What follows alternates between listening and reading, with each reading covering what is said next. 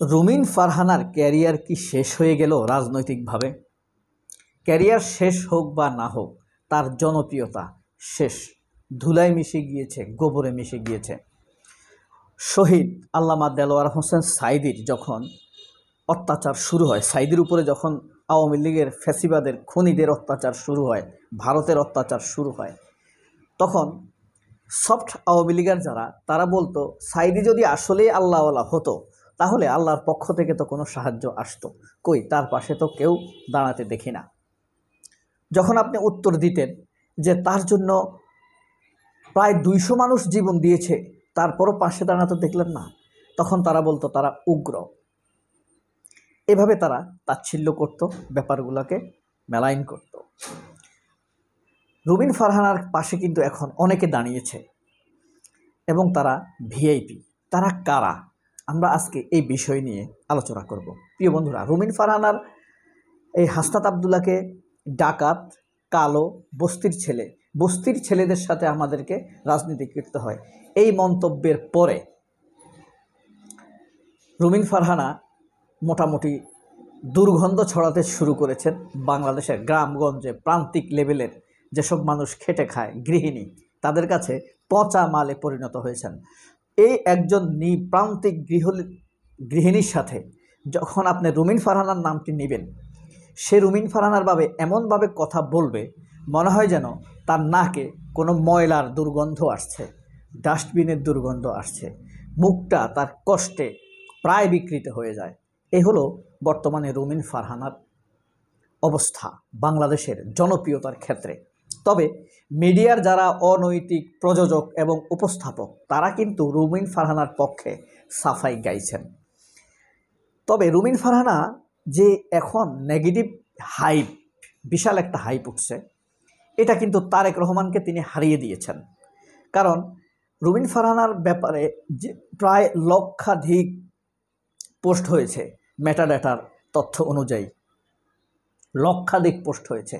তারেক রহমানকে নিয়েও এই স্বল্প সময়ে তার অর্ধেক পোস্ট হয় নাই। সুতরাং এই দিক দিয়ে বলা যায় তারেক রহমানকে রুমিন ফারহানা হারিয়ে দিয়েছেন। তবে রুমিন ফারহানার হাইপটি হলো নেগেটিভ, তাচ্ছিল্যের, ঘৃণার, দূরে সরাবার, বিরক্তির। এখন এই রুমিন ফারহানাকে আমরা যত মিডিয়াতে দেখব, উপস্থাপকেরা তাকে আওয়াজ দিচ্ছে, ওই মিডিয়াগুলোর প্রতি মানুষের বিরক্তি ধীরে ধীরে বাড়তে থাকবে এবং মানুষ ধীরে ধীরে এদেরকে বয়কট করবে। এখন রুমিন ফারহানা একদম সাময়িকভাবে হলেও ফুরফুরে মেজাজে আছেন। সেটা কিভাবে আপনাদেরকে দেখাচ্ছি। এই যে হাসনাত আবদুল্লাহকে শেমিং করার পর, বর্ণবাদী আচরণ করার পর হাসনাত আবদুল্লাহর সাথে তার পক্ষে দাঁড়িয়েছে 1 নম্বরে ডিবির মনিরুলের কথা মনে আছে? কাউন্টার টেরোরিজম অ্যাটাকের প্রধান, ডিবির প্রধান মনিরুল, মনে আছে না? কালো, গোপালগঞ্জের। তার পক্ষে শক্ত ফেসবুক স্ট্যাটাস দিয়েছে এই মনিরুল, বলেছে আমরা পাশে আছি, পাশে থাকব। এরপরে তার পক্ষে দাঁড়িয়েছে আব্দুল নূর তুষার। তিনি বলেছেন হাসনাত আবদুল্লাহ অসৌজন্যমূলক আচরণ করেছে। হাসনাত আবদুল্লাহ কী অসৌজন্যমূলক আচরণ করেছে? বলেছে আওয়ামী বিষয়ক সম্পাদক বিএনপি। এটা তো হলো খুবই রাজনৈতিক একটা কথা। অথচ রুমিন ফারহানা তাকে বর্ণবাদী আচরণ করেছে, বস্তির ছেলে বলেছে, স্লামডগ বলেছে, অর্থাৎ কুত্তার বাচ্চা টাইপের বলেছে। তারপর মিথ্যা কথা বলেছে রুমিন ফারহানা, প্রায় ধাক্কা দিয়েছে। প্রায় ধাক্কা দেওয়াটা মানে কি? রুমিন ফারহানার বডিতে যদি কেউ টাচ করতো, জাস্ট টাচ, মানে চুলের টাচ, ফুলের টাচ যদি হইতো, রুমিন ফারহানা গুলি নিয়ে মাঠে নামতো এবং আইনজীবী নিয়ে মাঠে নামতো। এরপরে দেখেন মেহের আফরোজ শাওন তার পক্ষে শক্তভাবে দাঁড়িয়েছে এবং বলেছে এভাবে নারীদেরকে নির্যাতন করলে কোনোদিনও একটি দল শক্ত হয়ে দাঁড়াতে পারে না, মানুষের হৃদয়ে স্থান পেতে পারে না। নারীদেরকে আরও বেশি মর্যাদা দিতে হবে। নারীকে কি, রুমিন ফারহানাকে কি অবমর্যাদা করেছে হাসনাত আবদুল্লাহ? বরং হাসনাত আবদুল্লাহ ফেসবুকে স্ট্যাটাস দিয়ে বলেছে রুমি ফারহানা আপাকে যেন কেউ স্লাট শেমিং না করে। এরকম আপনি কোথায় পাবেন? বাংলাদেশের রাজনীতি মির্জা ফখরুলেরও এই হাসনাতের কাছে শিখার আছে, হাসনাতের এই মন্তব্যের পরে, তাই না? দুঃখিত। তো এইভাবে তারা পাশে দাঁড়িয়েছে। আরও পাশে দাঁড়িয়েছে আপনার আবু আলম শহীদ খান, সাবেক সচিব খালেদা জিয়ার বিরুদ্ধে গণজাগরণ মঞ্চের যে একজন নেতৃত্বস্থানীয় লোক, এই আবু আলম শহীদ খান, নিশ্চয়ই চিনেছেন, সাবেক সচিব ছিল। জয় মামুন এটিএন বাংলার হেড অফ নিউজ ছিল, মনে আছে? জয় মামুন মেহের আফরোজ শাওন যখন রুমিন ফারহানাকে নিয়ে ফেসবুকে স্ট্যাটাস দিয়েছে, সেখানে কমেন্টস করেছে কুত্তার বাচ্চা বলে, কুত্তার বাচ্চা বলে গালি দিয়ে, কুত্তার বাচ্চা তো বলছে, আরেকটা কথা বলছে, বেজাত বেজাত বলেছে। এরপর মাকসুদের নাম শুনেছেন? মাকসুদ, শিল্পী মাকসুদ, এরা সবাই পাশে দাঁড়িয়েছে। মুক্তাদির রশিদ, একদম নির্জলা শাহবাগী মুক্তাদির রশিদ, সে রুমিন ফারহানার পক্ষে কলম ধরেছে। এখন শুধু বাকি আছে কি জানেন? শেখ হাসিনা রুমিন ফারহানাকে একটি ফোন করবে আর বলবে যে পাশে আছি, রুমিন তুমি চিন্তা করো না, নারীর অধিকার রক্ষায়, নারীর ক্ষমতায়নে, নারীর সামাজিক নিরাপত্তা রক্ষায় আমি অতীতের মতো রুমিন ফারহানার পাশে আছি। এখন শুধুমাত্র এই জিনিসটি বাকি আছে, আর নয়তো আওয়ামী লীগ, এবার কি মির্জা ফখরুলের মেয়ে সামারু, সে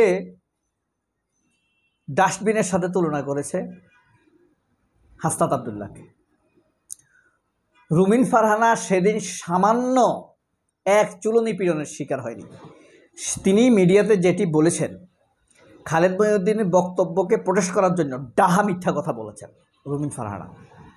টকশোগুলোকে তিনি আদালতের প্রাঙ্গণ ভাবছেন, আদালতের প্রাঙ্গণে মিথ্যাকে সত্যের মতো করে বলার যে অভ্যাস রুমিন ফারহানার, নৈতিক স্বীকৃতি, সার্টিফাইড যে দক্ষতা তার মিথ্যাকে সত্য হিসেবে উপস্থাপন করার, সেই জিনিসটি তিনি টকশোকে বলে যাচ্ছেন।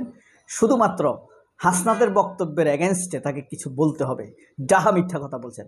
প্রায় ধাক্কা দিয়েছে, অলমোস্ট ধাক্কা দিয়েছে, অলমোস্ট ফেলে দিয়েছে, অলমোস্ট হাত কেটে ফেলেছে, অলমোস্ট ব্লাড, অলমোস্ট রেপ করে ফেলেছে। অলমোস্ট রেপটা কি, অলমোস্ট পুশটা কি, অলমোস্ট রাশটা কি, এসব বলে সে এখন নিজের বক্তব্যের পক্ষে সাফাই গেছে। এবার বুঝেন রুমিন ফারহানার পক্ষে আসলে কারা দাঁড়ালো, তারা কারা, তারা কোন মনের। মির্জা ফখরুল যখন অ্যারেস্ট হয়েছিল প্রথমবার, তখন মির্জা ফখরুলের স্ত্রী একটা ফেসবুক স্ট্যাটাস দিয়েছিল যে আমরা সারা জীবন শিখে এসেছি হুমায়ুন আজাদদের কাছে, আবদুল্লাহ আবু সাইদদের কাছে, তারা খুব ভালো করে জানে মির্জা ফখরুল লোকটি কেমন। সেই লোকটিকে, এই অসুস্থ লোকটিকে অ্যারেস্ট করা হয়েছে। অথচ খালেদা জিয়া যখন অ্যারেস্ট হয়েছে, বিনা বিচারে জেল খেটেছে, মৃত্যুর দ্বার প্রান্তে চলে গেছে, আমরা এই সামারু মির্জাকে কখনো দেখিনি খালেদা জিয়াকে নাকি একটি ফেসবুক স্ট্যাটাস দিতে। যখন জিয়াউর রহমানকে রাজাকার বলা হতো, জিয়াউর রহমানের প্রতিমূর্তিতে জুতা মারা হয়েছে, তখন আমরা সামারি মির্জাকে একটি বক্তব্য দিতে দেখিনি। সবাই অনেক ভালো থাকবেন। আল্লাহ হাফেজ, আসসালামু আলাইকুম।